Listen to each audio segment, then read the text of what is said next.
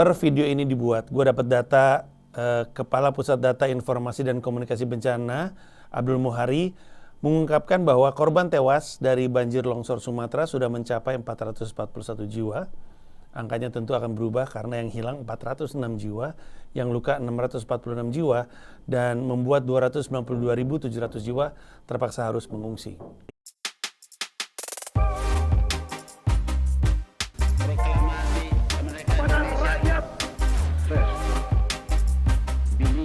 Kalau emang lu bener mendapatkan duduk dialog sama. Nah, seperti yang lo bisa lihat, di internet perdebatannya sengit sekali terhadap banyak hal yang kita, rakyat Indonesia, anggap salah dari apa yang pemerintah lakukan dan apa yang pemerintah ucapkan. Contohnya, ada perdebatan terkait apakah ini sudah waktunya disebut sebagai bencana nasional. Mungkin ketika video ini muncul, udah terjadi. Tapi poinnya adalah perdebatannya sempat terjadi. Dan perdebatannya ada di ranah undang-undang. Ferry Irwandi ngomongin bahwa ini sudah waktunya. Beliau meminta kepada Pak Prabowo untuk menjadikan ini sebagai bencana nasional. Ada juga argumen dalam bentuk undang-undang yang Ferry bawa.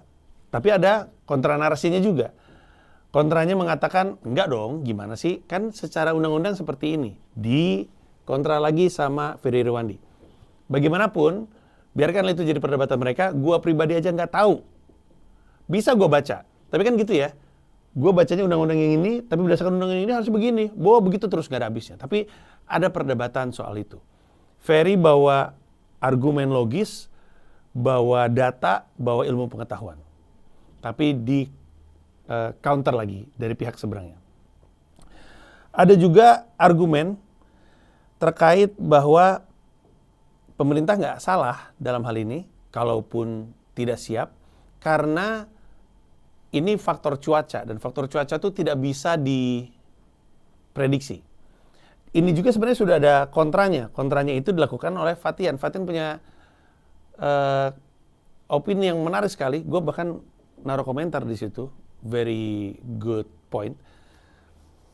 Bahwa kurang lebihnya ya, ini dengan bahasa gue sendiri, sebuah fenomena alam disebut bencana karena kan ada manusianya ya. Fenomena alam adalah fenomena alam. Planet bumi ini udah berkali-kali kiamat. Sebelumnya, sebelum ada umat manusia di atas planet bumi ini udah pernah kiamat berkali-kali. Sains ini, ilmu pengetahuan alam nih, sudah kiamat berkali-kali. Sebelum ada manusia.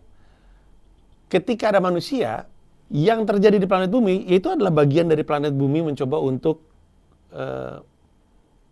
menyehatkan diri, meregenerasi dirinya sebagai sebuah planet.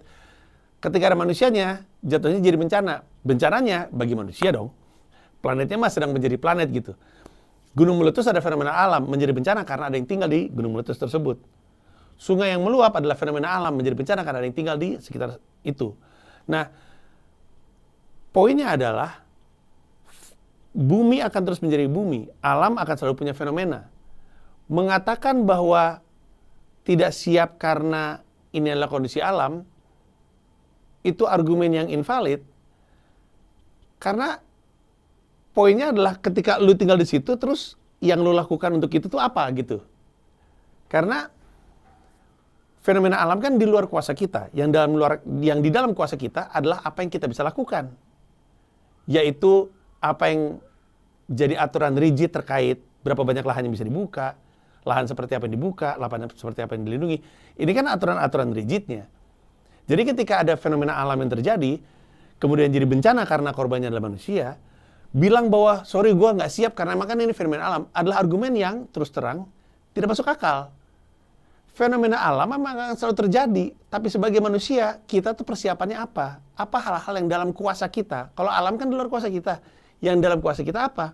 Ini yang selama ini dipertanyakan. Ini adalah poin argumennya.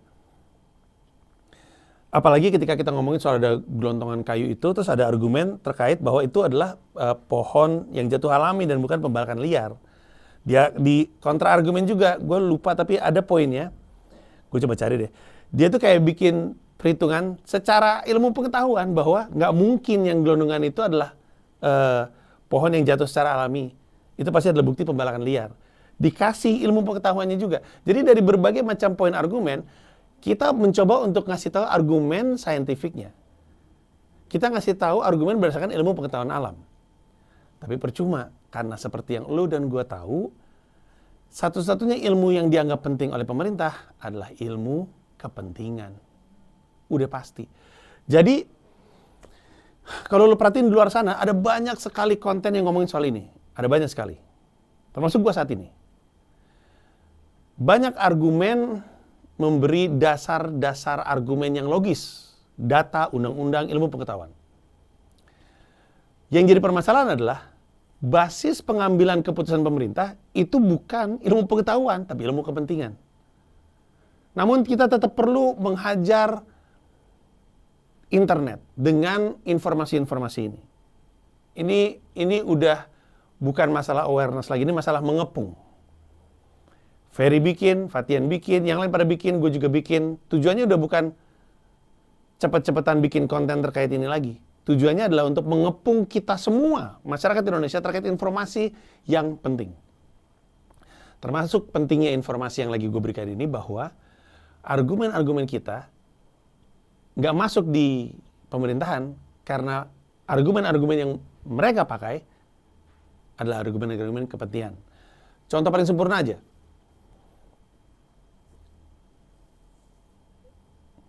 Presiden Republik Indonesia membuat sebuah pernyataan yang juga lagi ramai disirkulasikan di internet, bahwa jangan takut dengan ancaman deforestasi. Kelapa sawit ya pohon, kata dia. Ada daunnya kan. Sebagai argumen bahwa nggak apa-apa buka lahan, nggak apa-apa buka hutan alami, karena kan diisi sama pohon lagi, kelapa sawit. Nggak apa-apa ngebabat pohon, kan diisi sama pohon, kan pohon. Ada daunnya juga kan. Sekarang kita jujur-jujuran aja. Apa sih dasar Pak Prabowo ngomong kayak gitu? Udah pasti karena ada kepentingannya. Ada kepentingan ekonomi nasional dari pembukaan lahan supaya bisa bikin kelapa sawit, supaya bisa diekspor, supaya bisa jadi penghasilan. Itu kan kepentingannya. Supaya jadi duit, duitnya bisa dipakai untuk kepentingannya Pak Prabowo. Program-programnya Pak Prabowo. Itu adalah kepentingannya. Sekarang, seandainya Presiden Prabowo adalah bukan presiden, seandainya Prabowo Subianto adalah bukan Presiden Republik Indonesia dan nggak punya kepentingan tersebut, beda nggak ngomongnya? Pasti beda. Sehingga ngelempar argumen dalam bentuk undang-undang, ngelempar argumen dalam bentuk ilmu pengetahuan, ya percuma, karena bukan itu ilmu yang dipegang sama pemerintahan. Ilmu pemerintahan adalah ilmu kepentingan. Udah pasti ketika Pak Prabowo bukan presiden, ketika Pak Prabowo adalah penantang, ucapannya beda sama sekali dengan ketika beliau jadi presiden. Dan banyak buktinya. Ketika belum jadi presiden ngomongnya begini, setelah jadi presiden ngomongnya seperti ini. Ya kan banyak. Ketika Pak Prabowo bilang, ya nggak apa-apa buka lahan, nggak apa-apa buka hutan alam, nggak apa-apa potong-potongin pohon. Kan kelapa sawit pohon, itu kan hanya karena beliau punya kepentingan. Sekiranya beliau nggak punya kepentingan, beda pasti. Beda. Kenapa misalnya, ini kecurigaan gue. Kenapa misalnya lama sekali waktu yang dibutuhkan pemerintah untuk naikin level ini sebagai bencana nasional? Ya karena mungkin karena kepentingan. Kita mau ngomong pakai undang-undang, pakai sains, sampai segala macam, ya percuma. Karena kepentingan adalah satu-satunya sudut pandang yang penting bagi pemerintah. Karena menaikkan ini menjadi level bencana nasional, itu kan tarik-tarikan resource. Tarik-tarikan sumber daya. Tarik-tarikan aset negara. Yang mungkin kepentingannya ada pada program-program lain. Kalau misalnya resource-nya dipakai untuk bencana, kesedot resource yang harusnya untuk menjaga proyek strategis nasional, program-program unggulan, MBG misalnya.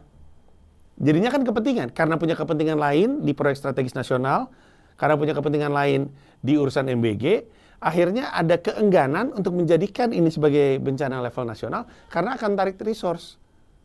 Kepentingan lagi kan? Nah, yang ingin gue coba untuk sampaikan adalah bahwa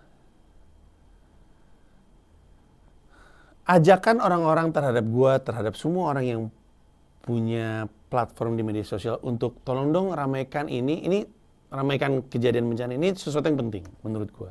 Karena menunjukkan kepedulian, betul. Tapi kalau emang beneran peduli, melihat argumen gua tadi, maka cara terbaik untuk memastikan ini tidak terjadi lagi adalah dengan menjadi lebih baik dalam berpolitik. Karena penentu keputusannya adalah para politisi. Penentunya adalah pemerintah. Kita punya peluang untuk memastikan pemerintah kita benar kalau kita menggunakan hak suara kita dengan baik. Dan gue bukan mau menyalahkan 58%, itu kekanak-kanakan. Udah lewat itu. Pak Prabowo adalah Presiden Republik Indonesia. Ketika gue ngelakuin ini, gue bukan pengen menggulingkan kekuasaan, gue bukan pengen Prabowo turun, apalagi Gibran turun, enggak. Gue pengen Pak Prabowo jadi presiden lebih baik. Gue pengen Prabowo jadi presiden yang lebih bijak. Sebutin satu presiden di planet bumi ini yang berani ngomong seperti Pak Prabowo terkait kelapa sawit adalah pohon.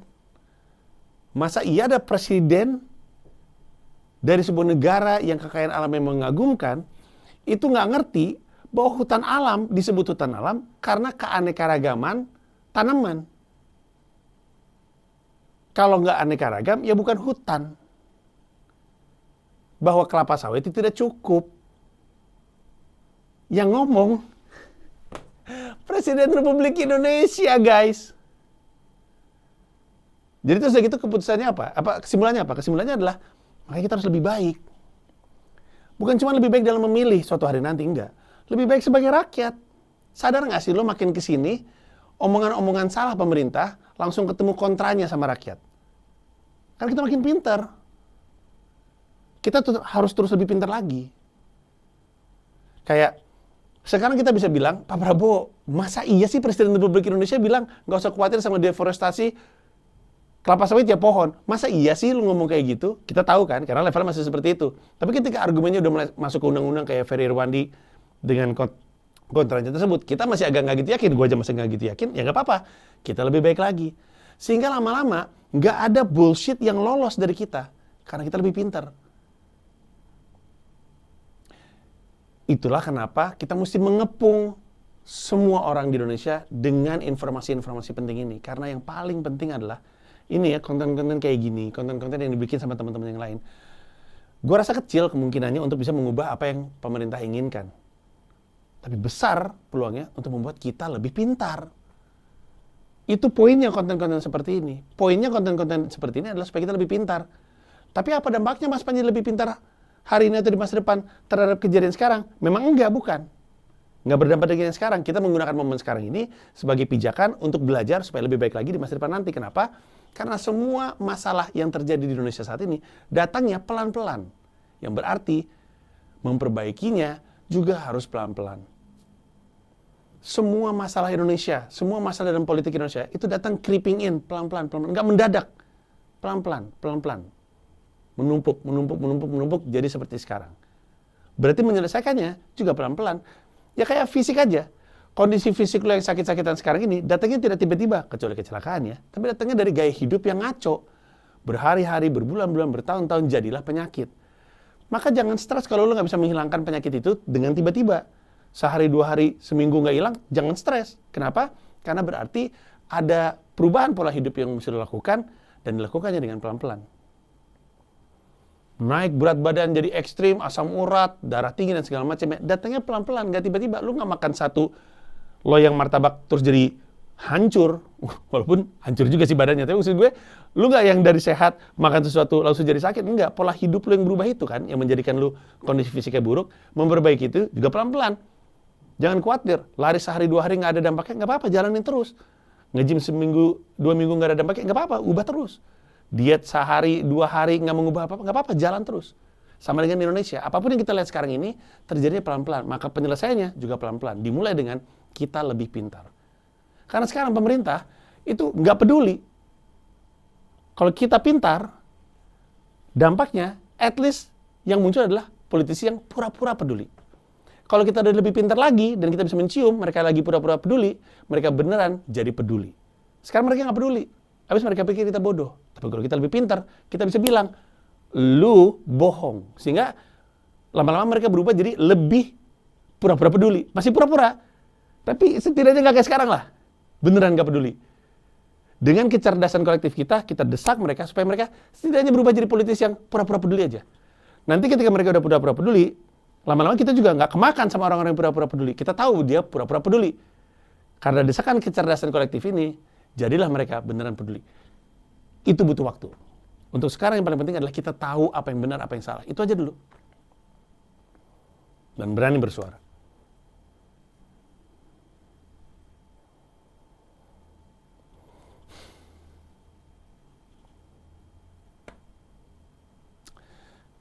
Untuk yang terombang-ambing dengan penjelasan gue, kesimpulan gue gini. Mau diargumenkan dengan undang-undang, mau diargumenkan dengan ilmu pengetahuan, pemerintah nggak akan peduli. Karena satu-satunya yang penting buat mereka adalah kepentingan-kepentingan mereka. Makanya bencana ini bukan bencana alam. Bencana bernama pemerintah. Kalau kita bisa lebih baik dalam berpolitik dengan menggunakan hak politik kita, dengan menggunakan suara kita, kita akan mendapatkan pemerintah yang lebih baik. Dan ini bukan figur, bukan berarti Ganjar lebih baik, Anies lebih baik, Ahok lebih baik, Dahlan Iskan lebih baik, Gita Wirjawan lebih baik. Bukan masalah itu. Mereka baik atau enggak mah gimana desakan kitanya. Kitanya yang paling penting. Persis argumen di Mensreya. Kitanya yang lebih penting. Pada akhirnya, semua orang akan sadar bahwa ya kita mau ngomong apa ya? Mau bawa undang-undang sebagai argumen, mau bawa ilmu pengetahuan sebagai argumen. Percuma, orang bukan itu yang penting buat mereka. Yang penting adalah kepentingan. Yang berarti, kalau kita ingin membuat pemerintah bergerak seperti yang kita mau, kita bukan dorong mereka supaya lebih peduli ilmu pengetahuan. Kita dorong mereka supaya kepentingannya sejalan dengan yang kita inginkan. Butuh waktu, pelan-pelan. Memang terdengar idealis. Tapi lo maunya apa? Nggak ideal. Kita semua juga mau yang ideal kan? Ya mau nggak berjuang menuju ke sana. Harus mau pelan-pelan. Yang penting kapalnya udah bergerak ke arah yang benar.